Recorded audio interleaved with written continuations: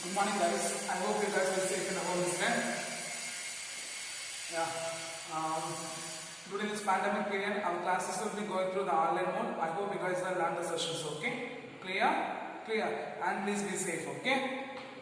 So for previous class, we see about the force on a current carrying conductor placed in a uniform magnetic field is right. Force on a current carrying conductor placed in a uniform magnetic field, and also we see that the force between the two long parallel current carrying conductors is right. So what is the force on a current carrying conductor placed in experiment placed in a conductor? F vector is equal to I L vector cross B vector. For the final expression we got F vector is equal to I L vector cross B vector. So from this the magnitude of force is equal to B I L sin theta. B I L sin theta. If the if a conductor is placed along the direction of magnetic field means the force will be 0. If a conductor is placed perpendicular to the direction of magnetic field means the force will be maximum. We see the two cases. What are the two cases? We see that if a conductor is placed along the direction of magnetic field means the force will be 0. If a conductor is placed perpendicular to the direction of magnetic field means the force will be maximum. Isn't it? So what's the expression for the force on a current carrying conductor placed in the magnetic field? F vector is equal to I L vector cross B vector. I L vector cross B vector. And the magnitude form F is equal to B I L sin theta. F is equal to B I L sin theta. And we see the direction of the current, isn't it? So the direction of the current is given by the Fleming left hand rule, isn't it? The direction of the current is given by the Fleming left hand rule. So guys, what is Fleming left hand rule? State Fleming left hand rule. The three fingers, forefinger, middle finger, thumb finger are mutually perpendicular to each other. Forefinger, middle finger, thumb finger are mutually perpendicular to each other. The forefinger represents the direction of magnetic field. The middle finger represents the direction of current. And thumb points the direction of force on a conductor. The thumb points the direction of force on a conductor. Then we see that the force between the two long parallel current carrying wires is named. The force between the two long parallel current carrying wires. So what's the final expression in that? Both the direction we get F is equal to mu 0 I1 I2 by 2 pi r into L1 or 2 pi r into L into theta. Then from that we see that if the current will be flowing, what is that? If the current will be flowing through the two conductors or two wires in the same direction means the force will be attractive. What is that? The force between the two current carrying wires is attractive when the current will be flowing in towards the same direction. And also we see that the force, what is that? The force will be repulsive if the current will be flowing through the, what is that? We take the two conductors, if the current will be flowing in the same direction means then the force will be attractive force. If the current will be flowing in the opposite direction means then the force will be repulsive. Isn't it? Then also finally we see that define 1 ampere, isn't it? So the constant current flowing through the conductor having a negligible area cross section separated by a distance of 1 meter in air or vacuum which experience the force of 2 into 10 power minus 7 Newton per meter length.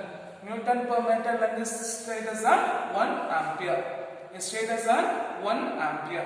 So I hope you finished the last class portion is named. Then today's class portion we are going to see the one question is moving coil galvanometer. Okay, what is the moving coil galvanometer? So guys, what's the purpose of using galvanometer? What's the purpose of using galvanometer? Galvanometer is the instrument which is used to detect the flow of current, isn't it? So here also the moving coil galvanometer is what is that? The moving coil galvanometer is a device which is used to detect the flow of current in a circuit. What's the purpose of using? Detect the flow of current in a circuit. So what's the purpose of using moving coil galvanometer? The moving coil galvanometer is a device which is used to detect the current flow through a circuit. Okay, now principle.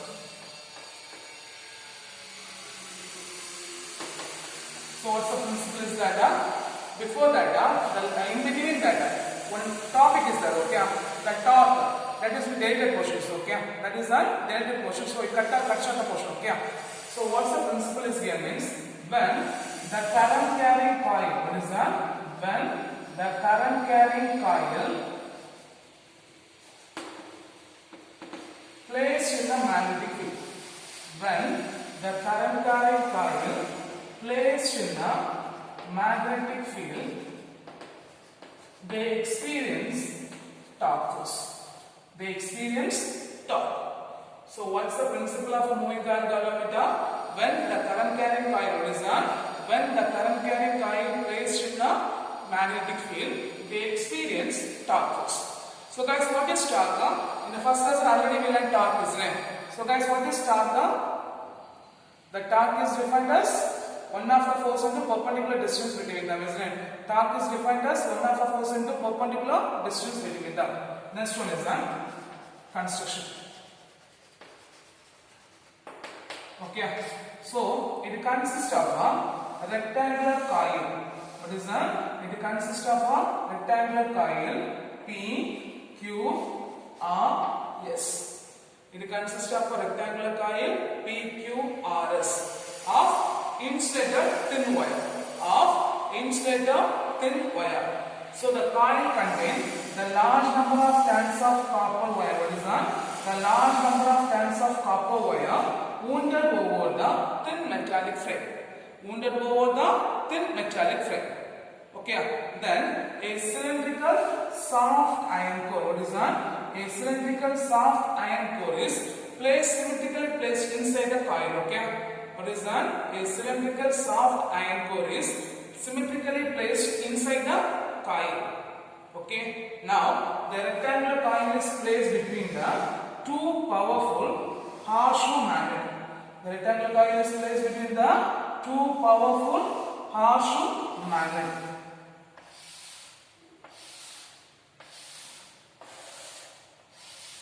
So guys, what are the point we say that the moving coil galvanometer consists of a rectangular coil PQRS of thin insulated copper wire.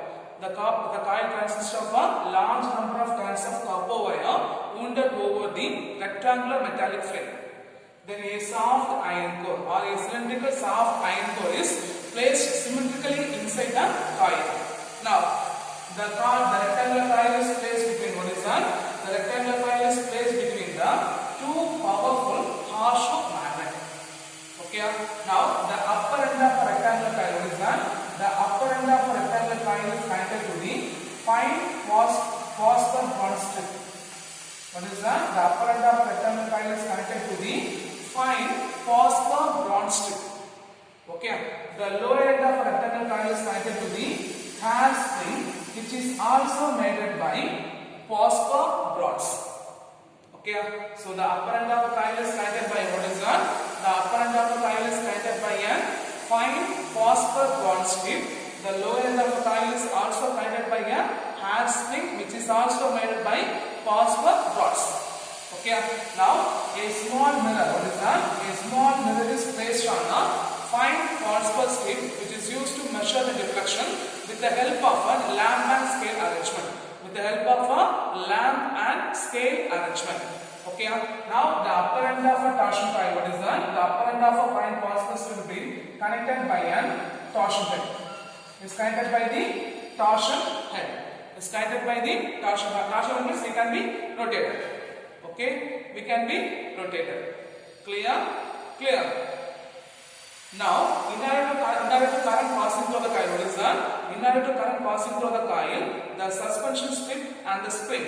The suspension string and the suspension strip and the spring are connected to the terminal. What is that? When a current will be passing through the coil, or in order to current passing through the coil, the suspension strip and the spring will be connected as a terminal. Is connected as a terminals. Okay, clear? So these are the construction part. Okay. So what are the construction part here? It consists of a rectangular coil PQRS of thin insulated copper wire. So the coil consists of large number of strands of copper wire wounded over a thin metallic frame.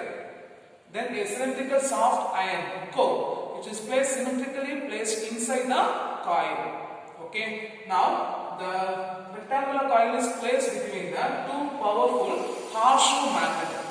Okay. Then the upper end of the rectangular coil is connected by the fine phosphor bond strip, and the lower end of the panel is connected by the hairspring, which is also made up of phosphor bond strip. Okay, clear? Now the small mirror is placed on a fine phosphor bond strip, which is used to measure the deflection with the help of a scale and lamp arrangement. Okay, now the upper end of the phosphor bond strip is connected to the torsion blade. Then in order to current flow through the circuit, this strip and the string is connected as are considered as the terminals. Okay, clear? The strip and is considered as the terminals. Okay, so here we are going to see the So here we are assuming a single turn of a rectangular coil PQRS. We are assuming a single turn of a rectangular coil PQRS having of length L, breadth B. Having of length L, breadth B. So PQ and RS is equal to L. What is that? PQ RS is equal to L. Then PS or SP QR. QR SP is equal to breadth. Okay, clear? Now I be the current flowing towards the circuit. I be the current flowing towards the circuit. Okay, now so the horseshoe magnet producing a radial magnetic field. What is that? The horseshoe magnet is producing a radial magnetic field in which the arm PS or SP and QR. What is that? The SP and QR is parallel to the magnetic field. They are parallel to the magnetic field, so they produce no force. So they produce no force. At the same time, the arm PQ and RS. What is that? The arm PQ and RS is perpendicular to the magnetic field, so they are producing force. So the two equal and opposite action. What is that? Two equal and opposite force. What is that? The two equal and opposite forces acting on a rectangular coil. What is that? Two equal and opposite forces. They acting on a rectangular coil. They producing torque. They producing torque. Or they producing deflecting torque. They producing deflecting torque. Okay, clear? So what's the point? We say that we are assuming a rectangular coil PQRS having of length L and breadth B. Okay, let I be the current flowing through the coil. Okay, due to the horseshoe magnet, the radial magnetic field will be flow through the rectangular coil. So the arm P, Q and RS are perpendicular to the magnetic field. They experience the force. At the same time, the arm QR and SP is parallel to the magnetic field. They experience no force. So the two equal and opposite forces, they will be acting on a common point and they experience the torque. So for a single turn, what is that? For a single turn, the deflecting torque. What is that? For a single turn, the deflecting torque, tau is equal to, okay, one of the force into perpendicular distance, isn't it? So right, here what is the force is the magnetic field, isn't it? So what do you get? B into F. Okay, so guys, what's the formula for the current calculation of magnetic field? F is equal to B I L. So substitute that, tau is equal to B into B I L. So guys, what is by length into breadth? Length into breadth is equal to area of a coil. So torque is equal to B I A. This is for a single turn. This is for a single turn. If the coil having of n number of tangents, the coil having of n number of tangents, what is that? Torque is equal to NBIA. The torque is equal to NBIA. So guys, what's the point say that for a single turn, the deflecting torque is equal to one of the force into perpendicular distance. So distance, whether it is a length or breadth into force. So what's the formula for force now? When a conductor placed in a magnetic field, F is equal to BIL. So we substitute the length into breadth is equal to A. Okay. So if a coil having of n number of turns means then the torque is deflecting torque is equal to NBIA. So guys, look at here. Due to the deflecting torque, this coil get twisted. The coil get twisted. At that time, the restoring torque or the restoring couple will be developed. Restoring torque or restoring couple will be developed. So, nalla nama vachunga. Ipo nama torque nalla nama rotate agum. Appo indha hash thing enna pannom? They will be written back the original questions, right? So, due to the deflecting torque, they experience the restoring couple. They experience the restoring couple. Okay, ma? So the restoring couple, what is that? The moment, what is that? The moment of a restoring couple, what is that? The moment of a restoring couple is directly proportional to the amount of deflections or amount of twist happen. Okay, ma? So what is that? The moment of force will be directly proportional to the amount of twist will be happen.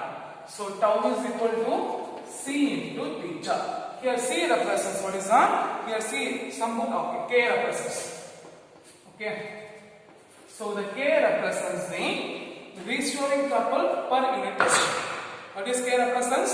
Restoring couple per unit twist. Okay. So combining these two expressions, what you get? N B I A is equal to K into theta. N B I A is equal to K into theta. From this, I is equal to K by N B A into theta. Okay, the value of K is equal to what is that? The value of K is equal to, sorry, K by NBA is equal to G. The value of K by NBA is equal to G. So the current I is equal to G into theta. I is equal to G into theta. Where the G is called as an, what is that? The G is called as an galvanometer constant or the galvanometer constant or reduction factor. The G is called as the galvanometer constant or reduction factor. Okay. So due to the torque, the restoring torque, due to the restoring torque, the coil get twisted. Okay. So when the coil get twisted means the hair spring, due to the hair spring, they will be returned back to the original question, isn't it? So they experience the restoring couple. So the moment of a restoring couple is directly proportional to the amount of twist. When the proportion comes to equal using a constant K. So again, combine these two expressions. This is equation number 1 and this will be equation number 2. From this equation number 1 and 2, what we get? NBIA is equal to K into theta. From this I is equal to K by NBA into theta. So the value of K by NBA is equal to G, which is called as a galvanometer constant or reduction factor. So I is equal to G into T. Since the suspended moving coil galvanometer is very sensitive, so for because the precautions will be very high, okay. So for that we are using the pointer type galvanometer mostly we are using, okay. Mostly we are using pointer type galvanometer. Pointer type galvanometer. Clear? Clear. So I hope you understand the moving coil galvanometer. Okay. Then next we are going to see the sixth question is there. Okay. What's the sixth question is there? The first one, the figure of merit of a galvanometer. What is that? The figure of merit of a galvanometer. So what is figure of merit of a galvanometer means? It is defined as the current required to produce the deflection of. It is defined as the current required to produce the deflection of one scale division. So guys, what is figure of merit of a galvanometer? The figure of merit of a galvanometer is defined as the current required to produce a deflection of one scale division. Okay, clear? Now, sensitivity of galvanometer. What is that? The sensitivity of galvanometer. So what is sensitivity of galvanometer means? The galvanometer is very sensitive. The galvanometer is very sensitive. Even the small current or voltage applied across it. So guys, what is current sensitivity of galvanometer? The galvanometer is very sensitive. What is that? The galvanometer is very sensitive. Even a small current or voltage will be applied across it. Okay. So this is the first question. Second question. Third question. Define current sensitivity. The current sensitivity is defined as, what is that? The current sensitivity is defined as the deflections produced per unit current. What is that? The deflection produced per unit current flow through a circuit. The deflection produced per unit current flow through the galvanometer. So what is current sensitivity? The current sensitivity is defined as, what is that? The current sensitivity is defined as the deflection produced per unit current flow through the circuit. Okay, so the current sensitivity Is is equal to theta by I. Deflections produced per unit current. So from this equation, if you write theta by I means what you get? N B A by K. Okay, so substitute theta by I is equal to N B A by K. Okay, so N B A by K means 1 by G. So N B A by K means 1 by G. Okay, clear? So what is current sensitivity? The current sensitivity is defined as the deflections produced per unit current flow through the galvanometer. So Is is equal to theta by I. So NBA by K, NBA K by K means 1 by G. Now, how the current sensitivity will be increasing? So how the current sensitivity will be increasing? What are factors to increasing the current sensitivity? So the current sensitivity can be increasing by increasing the number of turns, or by increasing the magnetic field or the magnetic induction of a coil, or increasing the area of a coil. At the same time, they will be inversely, what is that? By decreasing the couple per unit twist of a coil. What is that? The couple per unit twist of a suspension wire. Okay, so what's the question is that? How the current sensitivity of a galvanometer increasing? By increasing the number of turns, by increasing the magnetic induction of a coil, by increasing the area of a coil, or by decreasing the couple per unit twist of a suspension wire. By decreasing the couple per unit twist of a suspension wire. This is question number 4. Now question number 5. Why phosphor bronze alloy is used? Why the phosphor bronze wire is used? Because they having a small couple per unit twist. Okay, they having a small couple per unit twist. So why phosphor bronze alloy is used in suspension wire? Because they having a small couple per unit twist. They having a small couple per unit twist. Okay, and the last question, define voltage sensitivity. What is that? Define the voltage sensitivity. So guys, what is voltage sensitivity? The voltage sensitivity is defined as, deflections produced by unit voltage. The deflections produced by unit voltage. Okay, so guys, what is voltage sensitivity? The voltage sensitivity is defined as, what is that? The voltage sensitivity is defined as the deflections produced by unit voltage. So guys, what's the formula for V? I into R. So theta is equal to I into Rg. Rg is the resistance of a galvanometer. So guys, what is theta by I get? NBA by K, which is equal to 1 by G, isn't it? So theta by I is equal to, what is that? The theta by I is equal to, right? Bs is equal to theta by I, NBA by K into Rg. So NBA by K means 1 by G, isn't it? So right, 1 by G into Rg. So guys, 1 by G means Is, isn't it? 1 by G means Is. So if you write this, what is that? Bs is equal to Is divided by Rg. Okay, clear? So guys, what's the first question? The figure of merit of a galvanometer. What is that? The current required to produce a deflection of 1 scale division in the galvanometer. What is second question? Define sensitivity of the galvanometer. The galvanometer is very sensitive, even the small current or the voltage applied across it. Then question number 3. What is current sensitivity? The current deflection or the current sensitivity of the galvanometer is defined as the deflections produced by unit current. Deflection produced by unit current flowing across the galvanometer. So you get the expression Is is equal to NDA by K, which is equal to 1 by G. Okay. From that, how the current sensitivity of galvanometer will be increasing? By increasing the number of turns, by increasing the magnetic induction of a coil, by increasing the area of a coil, by decreasing the couple per unit twist. By decreasing the couple per unit twist. The next question, why Vosper Bronzella is used? Because they have a small couple per unit twist. The next one, voltage sensitivity. What is voltage sensitivity? Deflections produced per unit voltage. So V is equal to I into Rg, theta by I is equal to NDA by K. NDA by K means 1 by G. 1 by G means Is.